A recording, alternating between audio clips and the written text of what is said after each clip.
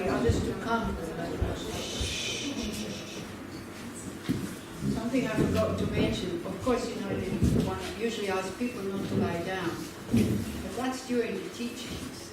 Yeah, so, or also not to lie down. But if somebody really has a bad problem, like lots of pain, it's okay to lie down, that's fine. It's just that most likely you will fall asleep. And so what we are asking people not to lie down is when they kind of, first, usually you see how it goes, instead of sitting straight, then you start to sit like this, and then like that, and that gets very uncomfortable because also you blow your energies if you sit like that. And then, of course, the mind goes, oh, we need more comfort, want to lie down. So this is what we're trying to prevent. If it's at all possible for you to sit, like this, to sit, not to lie.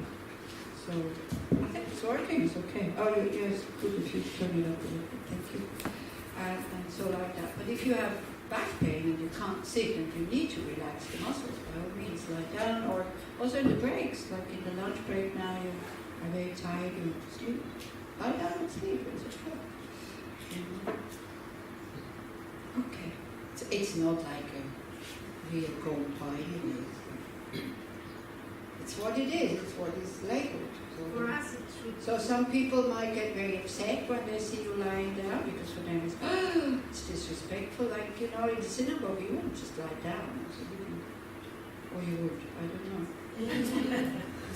Because you do things in the synagogue that you didn't understand what Israelis are about. Because in Tuval, I don't know if you remember, like the Madonna was just opposite the Gonka. So people from the teachings, they would get up and go there, make tea, and come back while I was talking.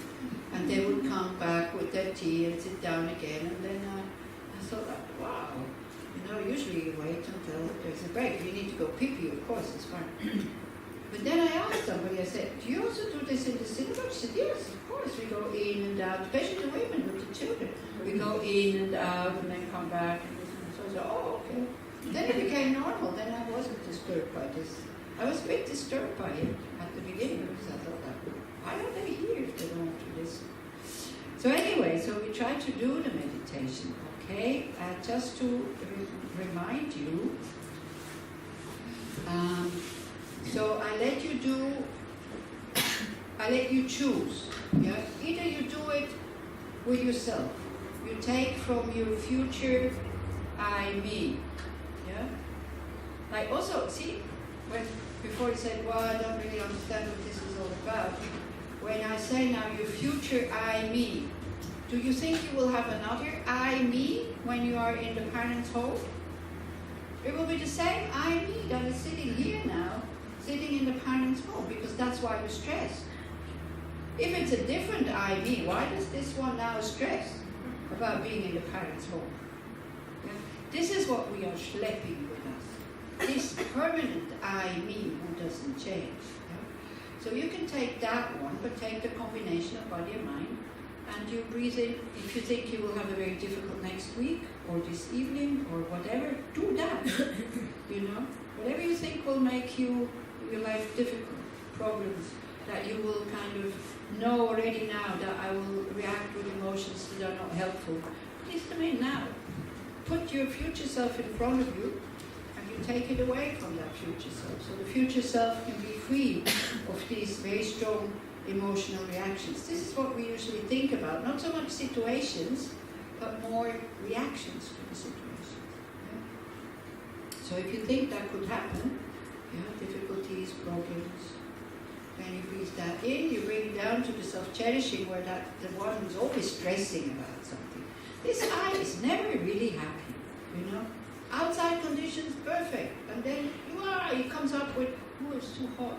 Oh, it's too cold. Oh, there's mosquitoes. Oh, but it's dirty. It's like, it finds so many things to stress about. It's like as if you have honey on your feet, wherever you go, whatever is there, you pick it up. Instead of just leaving it behind. Do you see what I mean? Yeah? Okay, so you can either do it with yourself, or you pick somebody that, I think aggression is a good thing, especially in this country. You pick somebody that is aggressive towards you, who dislikes you, who has aversion. Yeah? And And you try to see the suffering of that person. You try to see that this person has no choice. You also, if somebody gets on your nerves, you have no choice to be kind to that person. Is that so? You can transform the feeling of aggression. That, yes. But that moment when you feel bad person, it's there. You have no choice. Nobody's doing it on purpose. So this is one thing that we can really let go. This view that people on purpose are bad. There is no bad people. There is only negative action. But everybody has the potential to be kind, to be loving, and to be good. That would be the Buddhist view. On that level, we're all the same. We all have the potential to be kind and to be good. So if you start to believe in this, you start to look for people's goodness instead of constantly kind of scratching out their negativities. Do you see what I mean? Whereas from the beginning, you know that person is bad. You will never see their goodness because your filter of aversion is preventing you from seeing the goodness of that person. Have you ever noticed that when somebody that you dislike, somebody else comes and praises that person, this obsessive urge to correct the person, say, no, that's not a good person. Have you ever noticed? Now when you do mind training, it goes the other way around. You go, somebody sees good qualities in that person. Maybe I should start to look also. Instead of trying to convince the other person that, no, there's nothing good in this person. That's what we want to do, to reaffirm our negative view, impulsively, like an impulse. And we can't, this first thought, you cannot avoid it, because that is habit. But when you see the thought, and you have had some training, then you see it and you go, oh, maybe I could look for the qualities. And then you feel the eye. No way! No. You refuse to see the qualities of that person. You don't want to see them. So this is what one does, is what this eye does. So if you meet aggression from somebody, think, give it to me. I can deal with it. So to see that the person suffers. Because these aggressive people, they will meet with aggression again and again and again and again. That comes this way in the future. So your mind might go, oh, they deserve it. Yeah, okay. But if that makes you happy, I'm not sure. Maybe you're in the wrong place, quite honestly. Because that's not the kind of happiness that we want to produce here. Not this negative rejoicing when somebody's suffering. May they be free from that aggression. Give it to me. Yeah. May your aggression become the cause for my enlightenment because I'm destroying my self-cherishing. You see the self-cherishing like a black rock in your heart. As you breathe in that aggression in form of black smoke, you bring it down to your heart. It's difficult. You will resist. Yeah? And then it kind of just shatters it to pieces, and out of this now space, which is your love, compassion, whatever, you breathe out light, and that represents your caring for the other person. Really caring for the other person. Wanting the other person to be happy. Wanting them to be free from aggression. Not because so that you protect it, because you see their suffering. And to feel the closeness also to that person, that aggression is not allowing. So when you breathe out, may you be free from any aggression. May you be able to be in contact with your love, compassion, and the kind of goodness that everybody has with these thoughts. When you breathe in, give me your aggression, I can deal with it. I'll transform it. And it will become the cause for my enlightenment. If you feel resistance, then you know that many people feel resistance doing that, especially if it's at the beginning. You think, okay, now I feel resistance. May everybody else be free from resistance, and then you breathe in other people's resistance, even if you don't know who they are. So that your resistance becomes, their resistance that you're breathing in, becomes again the cause for your freedom of resistance. Because when the I is gone, the resistance is gone. Okay? Does everybody understand what you're supposed to do? Does everybody know an object that you're going to have now? Look, I'm just suggesting, yeah, either you yourself in the future or somebody who's aggressive with you. Okay? She's okay, don't worry. She's okay. So, Michal shakes from time to time. She's okay, don't worry, she's not going into a trance. Okay, so let her be, she knows it, people who know it, she does that, the body, the nerves or something, the energy, I don't know what, it's doing it. She comes out every time, totally normal, not kind of going loopy, no need to worry, no need to feel disturbed also.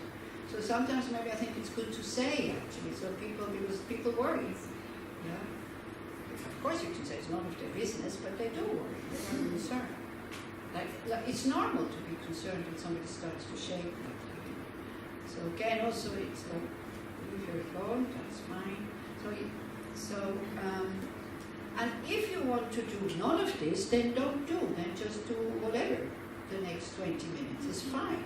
You know, I don't want to force you to do something you don't want to do. What I'm asking is, people who would like to do this meditation, are you clear what you are wanting to do? Yes. Yes. Well, if you're not saying anything, then I suppose that you're clear. Because usually Israelis are not so shy not to say when they're not clear. Okay, so we try. So you close your eyes. It's good to close your eyes before that meditation. You try to sit in an upright posture.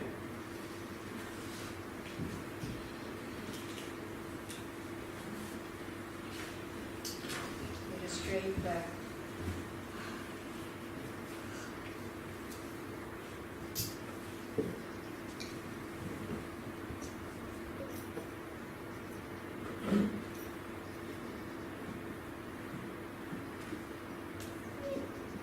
And even if you're sitting in a chair, if at all possible, don't lean against the back, because that frees your energy so that they can flow freely in your channels. The main ones are just in front of the spine. And open your chest. And also, really try to relax, but not how we think relaxing is, that to let, not to hold muscles. Especially chest and face. So when you breathe in, for example, become aware of your face. Because there we're holding many, many small tensions. Around the jaws, around or behind the eyes or the front. So as you breathe out, think that you become very spacious there. And the same goes for your chest also. Chest, shoulders, neck, all of this. When you are there with your attention, breathing in, while you're breathing out, become very, very spacious, very open.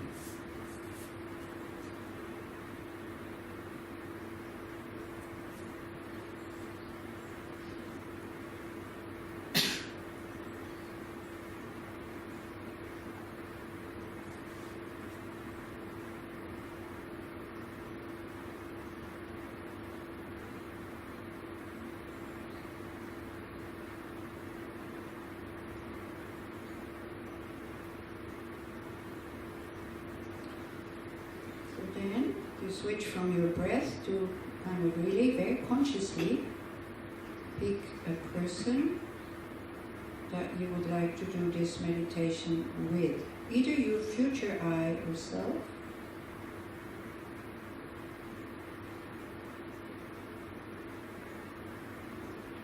that while breathing in you'll think about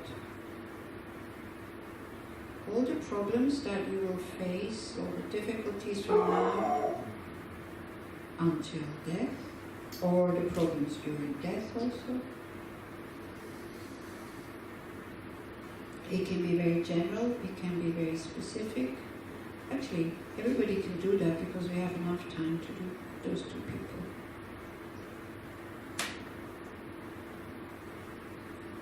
Now, you can feel when you think about the future, the difficulties, you can feel how your heart closes up, how it becomes tight again in your chest. Fear.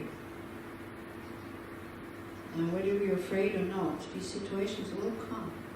Getting older, losing our capacity, going towards death, having to leave everything behind, all of these things. Fear is not avoiding it, not preventing them to come. It just spoils the present.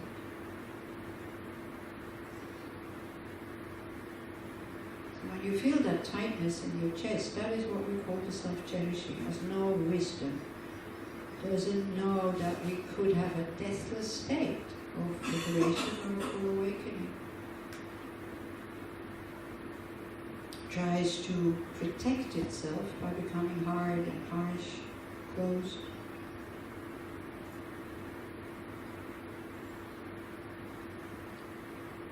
So you think, no, I'm pretty much okay. So I'm taking upon myself, by breathing in, all the difficulties and problems that I, like the continuity of my body and mind, will have to face in the future. Again, as I said, you can be very specific, or you can be just very general. You bring that black smoke, you bring it down into that tightness in your chest. It might actually increase, so allow it to increase until it explodes, like a balloon that is being blown up.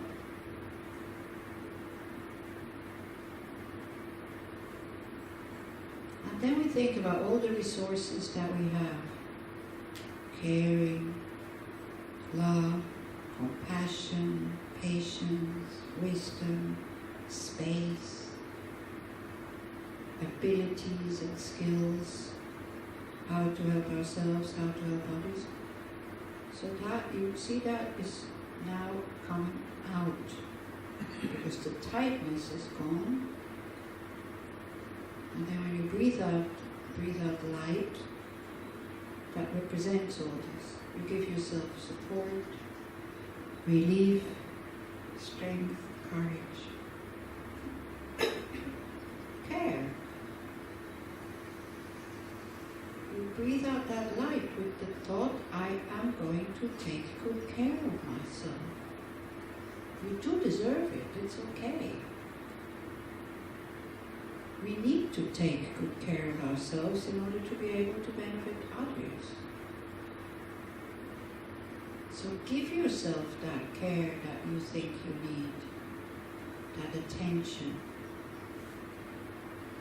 the concern, the softness, the spaciousness, the goodness, by breathing out. And you just continue to do that for about 5 minutes.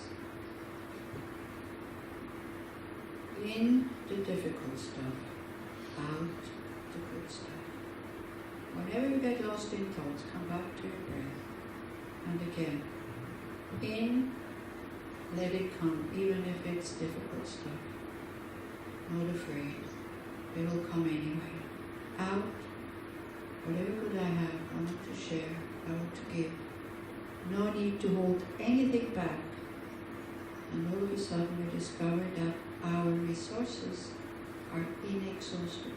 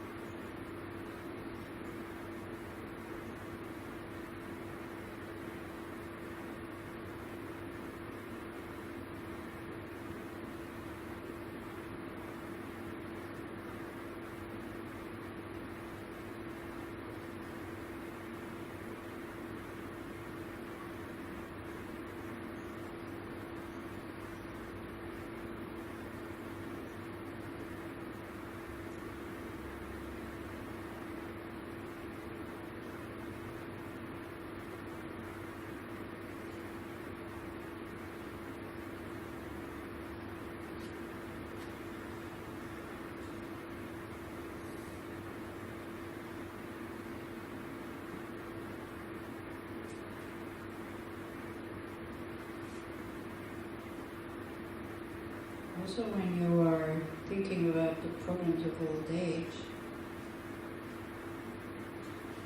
as you're breathing out, it's really good to breathe out trust. Because there's a lot of fear, being abandoned, being alone. So give yourself the trust that somehow it will continue, because it always continues somehow. And we just think how much we have stressed about situations before they came. And then they just came and we dealt with it, and then something else came. So it's this very strong mind of trust. The trust in your own goodness, the trust in your own ability to deal with it, and the trust in continuity.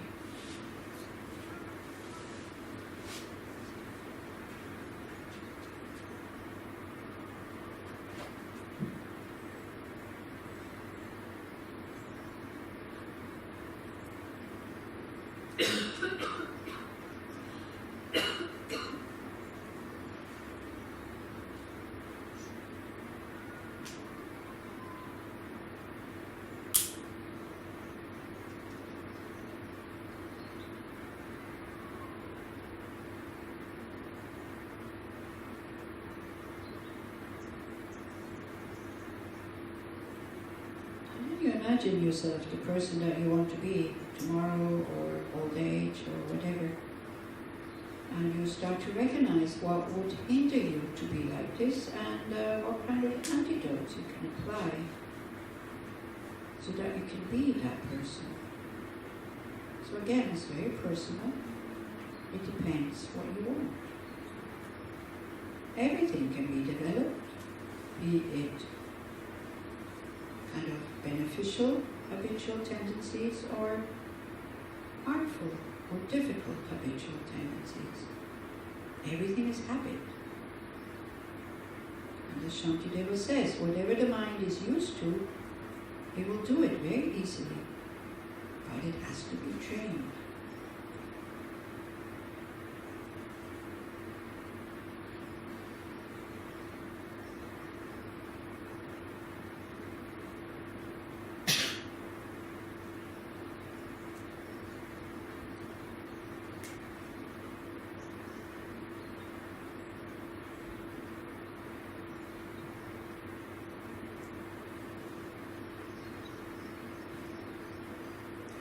Okay, so now if it's not too difficult, we'll do the same thing again in the afternoon.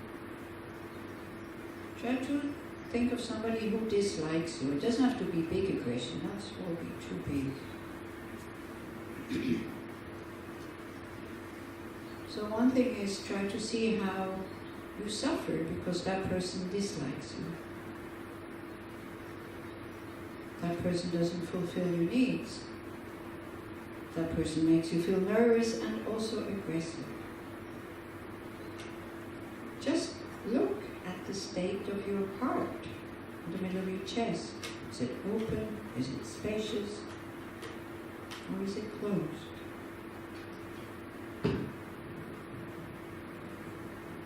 So again, that tightness is our self-cherishing thought, believing that there is a separate I to whom this all is happening.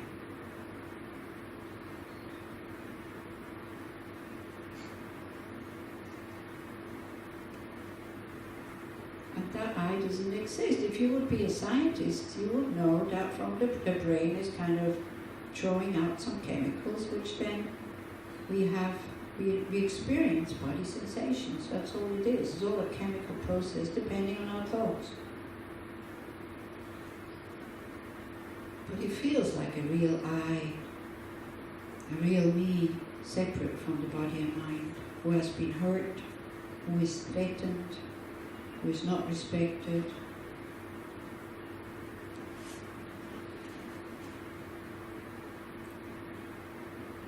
So when now you look at the angry person, or the aggressive person, do you think that they're really happy?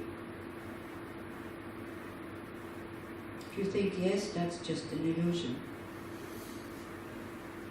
Because we know from ourselves being aggressive doesn't make us happy. It makes us agitated, makes us disturbed. We get out of control, and then we say or do things that we would never do with a calm mind.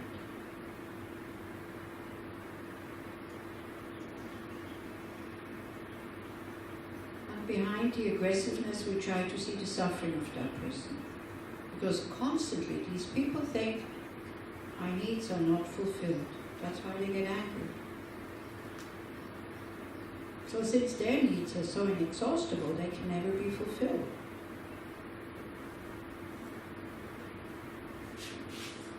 They're very sensitive. That's why they get angry very quickly.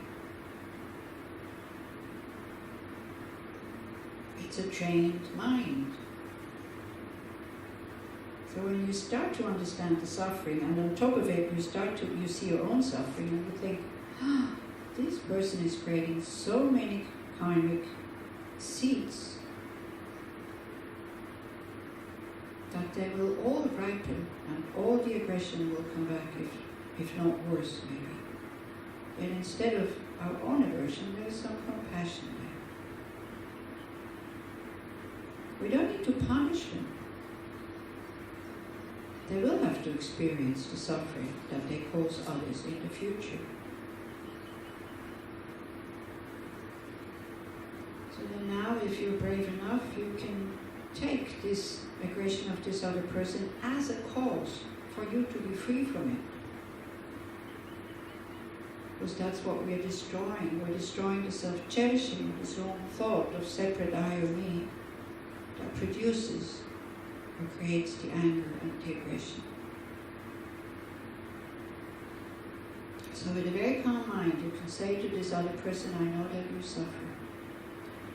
I know that you're not doing this on purpose. It is just a very strong habit. But you can give your aggression to me so that you are free from it when you breathe in.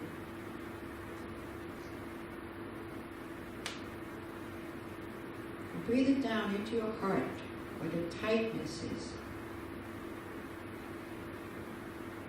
So that courage that we have, that is creating the space. The courage is destroying the self-cherishing. It's very narrow, very small, tunnel view. Only me, only mine, or I. So it widens that tunnel. The darkness disappears.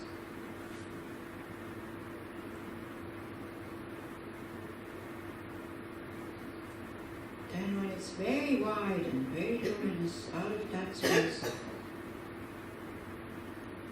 you give that person everything you think that the person needs, so that they also can be calm, peaceful, happy, spacious. And please don't go, oh, there's no such thing, they will always be aggressive. It's not true. It's habit and outside conditions. When that comes together to wake up the imprint of anger, it will come out as anger and aggression. So knowing our own mind, we don't need to think that far. And when we breathe in, we think, what makes me suffer? What makes me angry and aggressive? So I take that away from this other person. As you breathe out, you think, what would make me peaceful? What would make me happy, loving, caring? And you give it to the other person. And so you go back and forth. From your resources, love, caring, giving support and relief, back to the difficulties. You only touch them lightly, and then you go back into your resources,